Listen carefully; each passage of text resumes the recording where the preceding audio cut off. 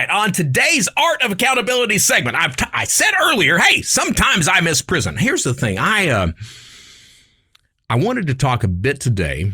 I'm bringing in Craig Stanland, and Craig says that he found his value while in federal prison. He's going to come in, he's going to tell us his story, he's going to talk about how that happened, that entire growth arc that I assume he's still undergoing. But for me, my story is, the story is different, but the events that those road marks are not that much different. It's about, to me, it was about finding my center without the distractions of the world. Now, in prison, you can absolutely find any distraction that you want to find within reason. When I was arrested, it was a shock to me. My initial, I had served like 3 months before for a charity scam, but this was different. I knew I was going to be doing significant time, and the first 3 months of lockup, before the Secret Service got me out and I decided to rip them off and then go on the run and then make the United States Most Wanted list and then go to Disney World and then go to prison and escape from prison, before all of that, my initial arrest was February 8th, 2005, and I was held in a county jail for 90 days, and man, I went through it.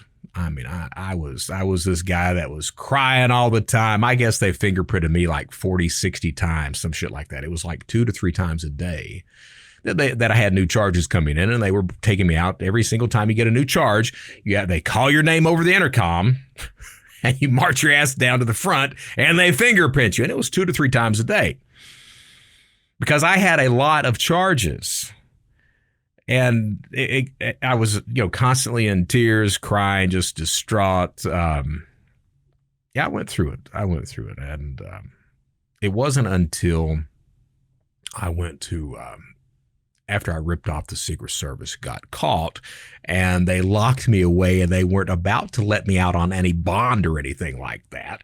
It was at that point that I was at a county jail in Lexington, South Carolina. That's right outside of Columbia.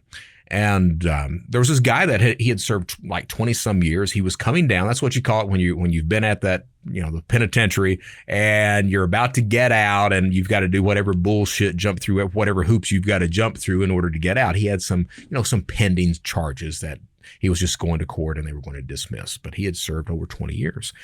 And one of the fortunate things about me in prison is I always had people that would take me in under their wing, give me advice. This is how you need to present yourself. This is how you need to jail, Brett. No, don't do that shit. You're going to get killed. This guy took me in under his wing, and he pulls me off to the side, and he's like, Brett, use prison as a positive experience. Whatever you don't like about yourself, you can change. Don't get your ass in there and don't gamble and don't start running with gangs and all this bullshit, but do something positive because, hey, you're going to serve some time. And that always stuck with me. Now, there are distractions in prison. Absolutely. There are. You can gamble. You can gamble and get your ass in debt and beaten after a while. You can chase cigarettes around on the compound, because in federal prison, tobacco is outlawed. So you get this entire demographic of people that chase cigarettes. Like sometimes guards can smoke, but inmates can't. So what happens some of the time is you'll see a guard smoking. These guys will follow the guard around as he's smoking. The guard smokes his cigarette, gets it down to the butt, flicks it away someplace. Well, the inmate at that point will wait until the guard gets out of, eyesight, and will walk over and get the butt and start collecting butts. And then once they get enough, they take them all apart, get the leftover tobacco out of it, and start rolling the tobacco in Bible pages or toilet paper or what have you at that point in time. So there's always a chase for cigarettes, or you bribe a guard to bring a carton of cigarettes in. So a carton of cigarettes is $1,000 behind the fence. $7 a cigarette is what that is what it breaks it down to. And you pay for cigarettes with stamps, because that's the currency. You either have stamps that you pay for it with, or what's called mackerel money. So you get these packets of tuna like you see in the grocery store, these aluminum packets. You get mackerel like that. They go for $1 a pop, and you give so many packs of mackerel for a cigarette. And a cigarette depends on the type that you're buying, right? So a whole cigarette, that shit will run you $7 to $10. Most of the time you break one cigarette down into 2 or 3. You roll them up at that point in time. Those things will sell for $3 to $5 a pop at that point.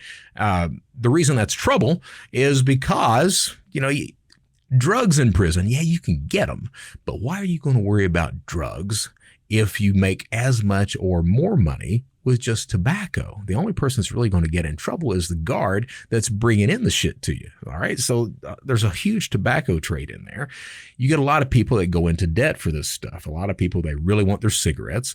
So they'll, go to the guy that's selling them, the store that's selling them, the inmate, and they'll, on the books. Yeah, let me get another one, man. Let me get another one, until you find out this guy owes maybe $500 or $600. He ain't got it. Well, how do you collect at that point in time? Well, you collect it by getting your ass beaten is what happens. If not killed is what happens. There's these distractions, not just those types of distractions, but you can spend your time watching TV. You can spend your time listening to music. You can spend your time just working out 24/7. So there's all types of distractions. You can spend your time wallowing in self-pity. Oh my God, I cannot believe that I'm in prison. I didn't do anything. I didn't deserve it. I don't need to be here. I don't belong with these people. There's all kinds of things that distract you. What's important, and it's in the, it's a free world as well. It's in the free world as well. What's important is that one finds their center. And what I mean by that, you hear all these little sayings. You have to make yourself happy before you make anyone else happy. You hear all these sayings. And to me, the idea is that, for me, it was accepting responsibility.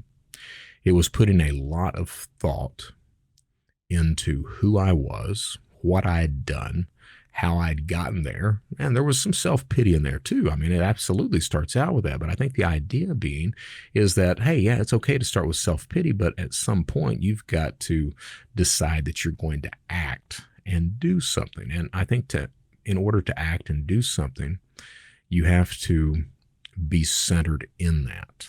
So you have to know who you are, or at least have a good idea, or at least want to know who you are, and then proceed to go about finding that, all right, without engaging in those distractions. Now, sure, I worked out. I don't look like it now. I look like a ball of cotton now. But back when I got out, man, I was all right. I had that prison physique. Yes, I did. Yes, I did. Not now. Now I look like a Stay Puft Marshmallow Man. Back then, I was all right. But at the same time, I spent hours a day just thinking about and considering who I wanted to be, who I was, who I had been, how to change that, and then not only thinking about it, but acting on it as well.